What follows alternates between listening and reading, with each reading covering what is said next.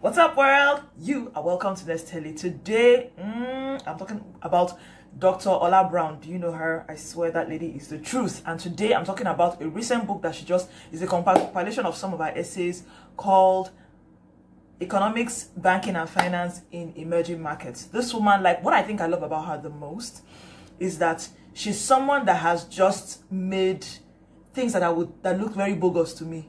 It's become very clear, and I cannot wait to share this with you. So please sit back, grab your popcorn, your kuli kuli, your chin chin, your whatever, and grab your friend and sit down and listen. We have to make this work, okay?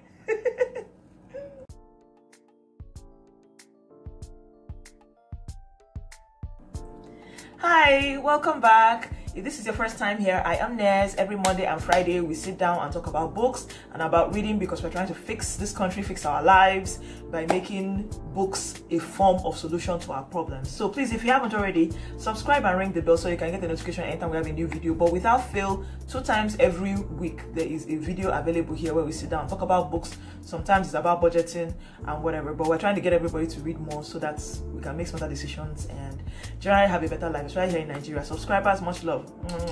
Thank you so much. So Dr. Ola Brown, let me first of all talk about her because I feel like this is something that we need to understand first. Now, she's somebody that she's someone that has tried to make economics very easy for like anybody that is willing to open their mind to listen a little. She's a UK citizen, but I think she's of Nigerian descent, hence the name Ola. And she's really young. That's nothing about her. I know she's in her early 30s, sorry. She's pretty young. And she's been able to achieve so much. She has this huge business. And then she's a venture capitalist too. Venture capitalists, we know, are people that, you know, you can go and meet and with a business that you're going on asking for a loan, and they can give you the loan with little or no interest.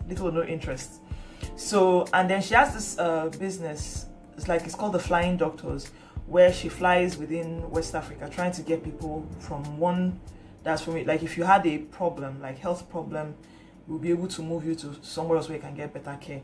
And she's just an amazing woman. I don't know how else to explain. She's just a very amazing woman. She's a doctor, but she's someone that has taken out time a lot to study things like economics and finance and, you know, things like that. So I really liked what she was doing here. Like in this book, she's very passionate about Nigeria.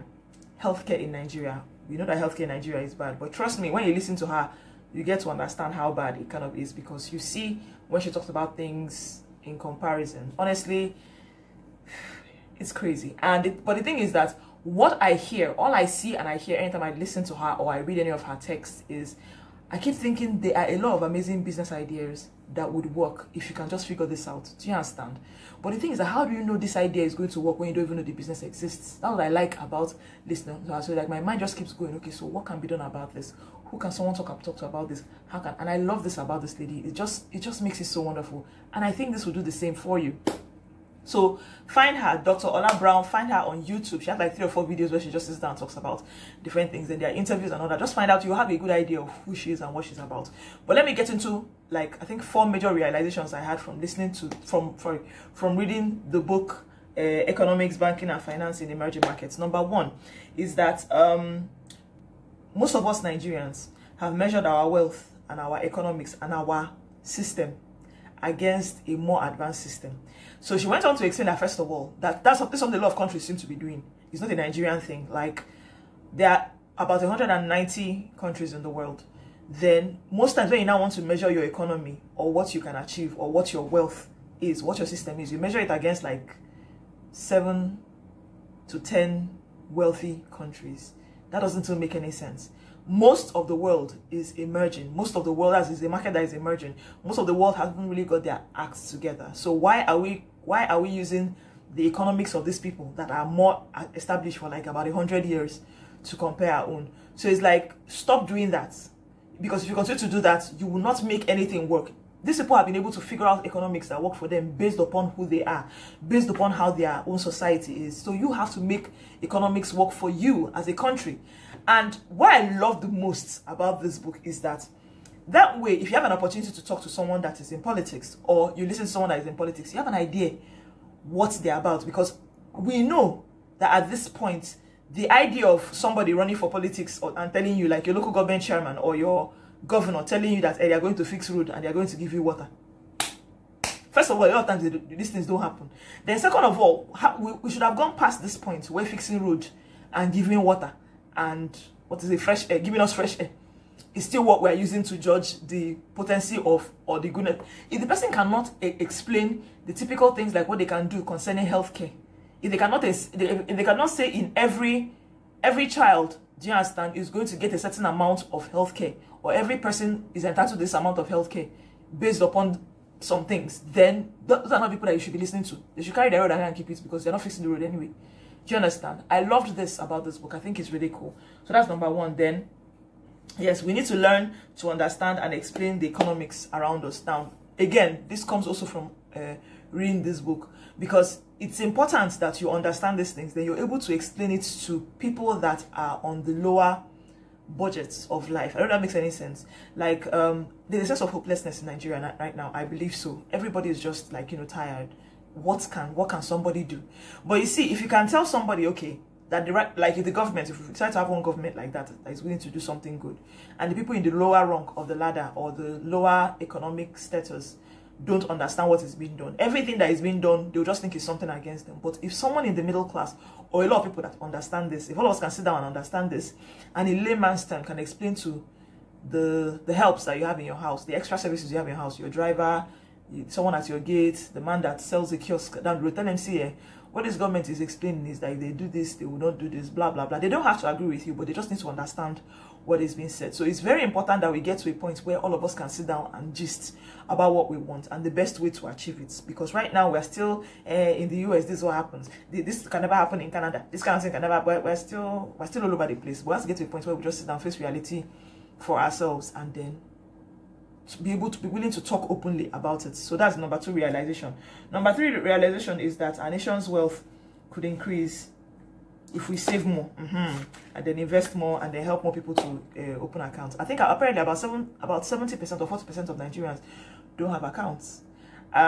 It's hard. Okay, the government usually lives on taxes. That is what it's supposed to be. Nigeria doesn't tax citizens as much as we should. Now, whether that's good or bad, I would say that's neither here nor there.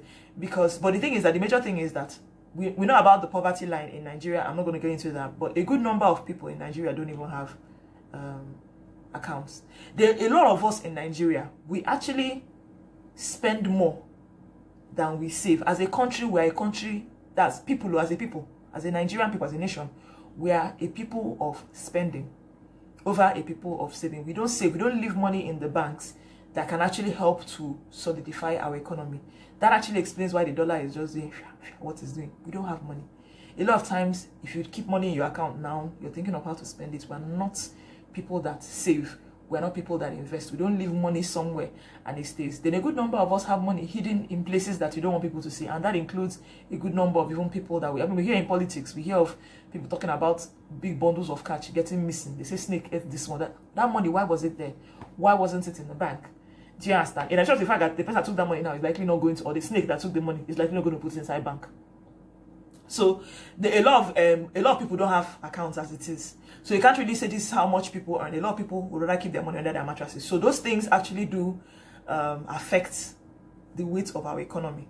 That I think this is us now figuring out what we can do as a people. You personally, what we can do.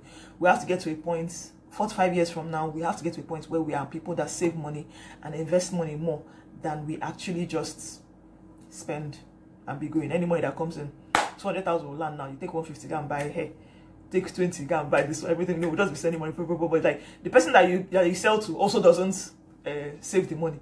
They collect the money, go and buy more. So like money is always moving like that. And honestly, reading this book explained GDP to me very well. Honestly, I think you should read this book. The beauty of this book is that it's free. I'll talk about that when you read together. Then the last, definitely not the least, is taxing, which I've already said. You cannot say how much people earn if you don't have access to the accounts. If you can't say this is how much, like a lot of the statistics that you hear in the US, they say the average middle class this thing earns this amount. We don't have any of those things in Nigeria. Why? Because it's hard to keep. Most people have 5 accounts. Some people have up to 7. I know a friend that has up to 7 accounts. She's a businesswoman. She has from different banks. Each bank she has like 3 or 4. She has like 9 actually, 9 accounts. Because she doesn't trust anybody. All those things. It's quite a lot of work. But the government cannot live off the tax, cannot make the nation work based off the tax of the people, because they can't even decide this is how much you make, because tax is supposed to be a percentage of how much you make. So like if you have a kind of economy where you make a certain amount of money, the government, the federal government will take a tax of, let's say 3%, the state government will take another tax of, let's say 2%. I don't know how much it is, but let's say that. Now they use this, by the time they collect from everybody, those taxes from everybody, they use it and they use them to do things like building road, they use them to put the water and give us the fresh air that we talk about. So that's how it's supposed to, that's how it's actually better for it to run. I love this book. Like I said, this book is free. I'm going to put, she put a link, it's on her, find Dr. Ola Brown, she's on Twitter, she's on LinkedIn, find her. I'm going to put the link to the book here so you can read it. It's actually like a collection of like 4 or 5 essays, and then she just talked, I think they were essays that she used for her masters when she was doing her masters in the UK, and she was able to just use this and explain ways that she thinks that Nigerian problems can be solved. But it's just, to me, it's like if you just keep listening, I feel like any one of you can actually think up an idea that can be able to help solve the problem. She tries to simplify, I don't know how to put it, it's amazing. She tries to simplify things that we have seen as complex, as bogus, as this is not something that we see all the time. I feel like I dare to call her that she's fast becoming a social anthropologist or something like that, because she's able to study the economy so well, and she's able to make it very easy to understand.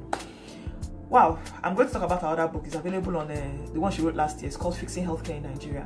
She lost her sister here in Nigeria because the sister died. The sister was not feeling well, and they couldn't move her to another, from one hospital to the other. That's actually what birthed the idea of her starting the flying doctors business that she started. So I'm going to talk about fixing health in Nigeria, on fixing healthcare in Nigeria in the next video. I found it on Bambooks. It's wonderful. That's fixing healthcare. But this one, economics, banking and finance in emerging markets, this one is available.